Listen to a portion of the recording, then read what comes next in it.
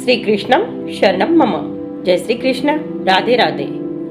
Conscious activity channel पर मैं इस काव्यमय श्रीमद् भगवद गीता जी के तृतीय अध्याय के प्रथम चरण में आप सभी भगवत भक्तों का हार्दिक स्वागत करती हूँ। दोस्तों, हमने देखा कि द्वितीय अध्याय में भगवान श्री कृष्ण अर्जुन को कर्मयोग और ज्ञान योग के बारे में बतलाते हैं, लेकिन कर्मयोग और ज्ञान योग यह द्वितीय अध्याय में सार मात्र है, लेकिन इसका विस्तृत वर्णन भगवान श्री कृष्ण तृतीय अध्याय में करते हैं। इन दोनों मार्गों को सुनकर अर्जुन पूर्णतः दुविधा में है और वे भगवान से पूछते हैं कि अगर ज्ञान योग ही कर्म योग से श्रेष्ठ है तो फिर हे भगवान, आप मुझे क्यों इस युद्ध में लगाना चाहते हो? हालांकि दोनों मार्ग श्रेष्ठ है, भगवान कहीं नहीं कहते हैं कि एक ही मार्ग श्रेष्ठ है, लेकिन कहीं भी कोई कंफ्यूजन न रह जाए, इसीलिए अर्जुन यह सवाल करते हैं। कर्मयोग तो सबके लिए अनिवार्य है, क्योंकि कर्म किए बगैर हम एक पल भी नहीं रह सकते। जब हम सोते भी हैं तो हमारी शरीर की क्रियाएं शुरू ही रहती है।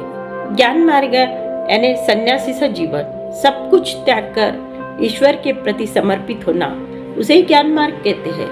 लेकिन ज्ञान मार्ग में भी एक सन्यासी को अपने उदर निर्वाह के लिए या देह निर्वाह के लिए कुछ न कुछ तो कर्म करना ही पड़ता है। प्रकृति से अर्जित गुणों के अनुसार ईश्वर ने हर मनुष्य के लिए कुछ न कुछ कर्मों को निर्धारित किया है, उसी के अनुसार हमें कर्म करना है और यही हमारा धर्म है। कर्म की विस्तृत व्याख्या अब हम तृतीय अध्याय में आगे देखेंगे। अब हम चलते हैं हमारी काव्यमय श्रीमद् भगवद गीता की ओर। तृतीय अध्याय को कर्मयोग कहते हैं। अर्जुन उवाच, हे जनार्दन, जब बुद्धि को ही समझते हो निष्काम कर्म से श्रेष्ठ, फिर हे केशव मुझे युद्ध के लिए प्रवृत्त करने का क्यों कर रहे हो कष्ट?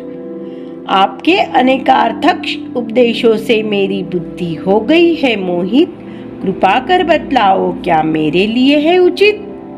भगवान उवाच, आत्म साक्षात्कार का प्रयत्न दो मार्गों पर चलकर कर सकते हैं हे पार्थ। कोई ज्ञान योग तो कोई भक्ति मार्ग के द्वारा साधते हैं परमार्थ। कर्म से विमुख होकर भी भोगना पड़ता है कर्म फल का भोग। मन की शुद्धि के बगैर सन्यासी को भी नहीं होता सिद्धि प्राप्ति का योग।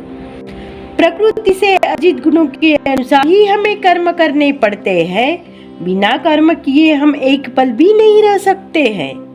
इंद्रियों को वश करने का दावा करने वाले जब इंद्रिय विषयों के बारे में सोचते हैं, निश्चय ही वे स्वयं को धोखा देकर मिथ्याचारी कहलाते हैं। आसक्त मन को वश करके जो कर्म योग करता है, फिर ऐसे व्यक्ति सर्वोत्कृष्ट कहलाते हैं।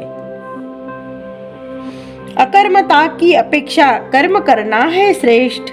देह निर्वाह भी संभव नहीं बिना किए कुछ कष्ट।